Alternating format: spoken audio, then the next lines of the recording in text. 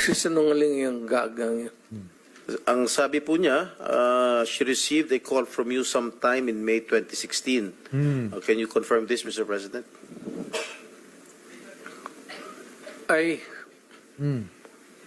hindi ako tumatawag ng pulis. Oh, kita nyo kung galing kasinungaling to.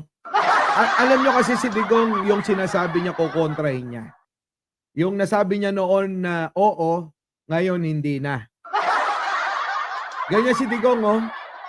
Diba? Aurora Sarmiento, matulis forever. Ganyan si Digong, mga kababayan. O, sige, tuloy natin, pagbigyan natin. Bahay? Yung sabi niya doon sa bahay? Hindi pa pinapupunta ng... Before you assumed the presidency, you were still president-elect at the time. Sabi niya May 2016. So I presume you were still president.